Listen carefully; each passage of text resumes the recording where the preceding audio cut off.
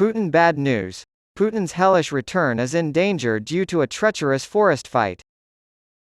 The eastern Ukrainian axis of Kupiansk and Lyman is rapidly becoming a major battleground. According to the Ukrainian military, Russia has deployed over 100,000 troops to the area, along with 900 tanks. This is nearly as many troops as the Soviet Union sent to Afghanistan during their occupation. Some soldiers believe it shows Vladimir Putin is grasping at straws to find some hope in this disastrous war. Putin has to sell at least some victory to somehow get out of his failed operation. Sviatoslav Dubina, a Ukrainian platoon commander defending a position in that area, told the Daily Beast in an interview. Dubina claims that future generations will hear hellish accounts of the local conflicts, including the siege of the town of Kupiansk. There is a place called Serebryansky Forest, where we have had worse battles than in the city of Bakhmut, because there are no concrete walls to protect us, just trees and the trenches we dug, Dubina said. Only with advanced technology will we be able to defeat the superior Russian military, so we must use our wits and demand that our Western allies immediately provide high-precision weapons, rather than making us wait 9 months like they did last year. Serebryansky Forest is strategically important to Russia because it provides access to Lyman, a city that Ukraine liberated from Russia a day after Russia claimed it had annexed it last year. Ukrainian intelligence claims that by March of this year, Putin had ordered his troops to occupy all of Donetsk and Luhansk in Ukraine. But there's no way to take control of those areas unless they can first win the battle for the forest, and they haven't been able to do that. However, that doesn't mean the Russians have no chance of retaking Luhansk and Donetsk. Dubna, 49, said that the best-case scenario for the Russians would be for their troops to retreat to the Seversky Donetsk River. This would indicate that Russia has successfully taken control of the Luhansk region. That's impossible unless they breach our defenses in the Luhansk area, which is highly unlikely at this point. A Kyiv-based analyst and former advisor to Ukrainian President Volodymyr Zelensky named Alexei Arestovich called the Russian operation in the Luhansk region, Big Gerasimov's design, in an interview with the Daily Beast.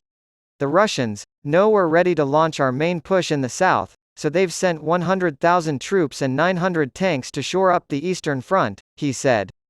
However, with all the hills, forests, and rivers in the area, an offensive by the Russians would be extremely difficult.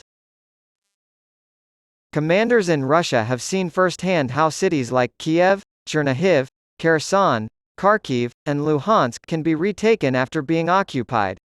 Yevgeny Prigozhin, commander-in-chief of Russia's Wagner mercenary army, said in a video posted on Wednesday that the front's current state is a shame for the Russian army, despite the latter's abundance of tanks and artillery.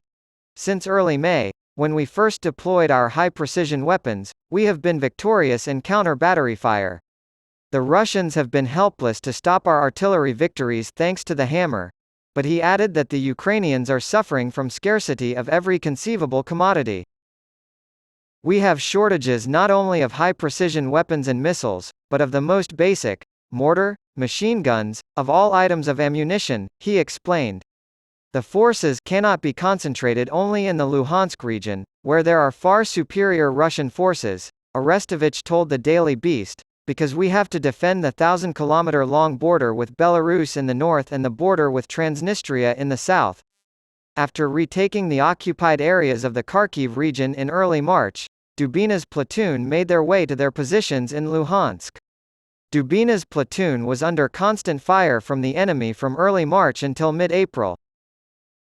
Every day, sometimes multiple times a day, they would storm us.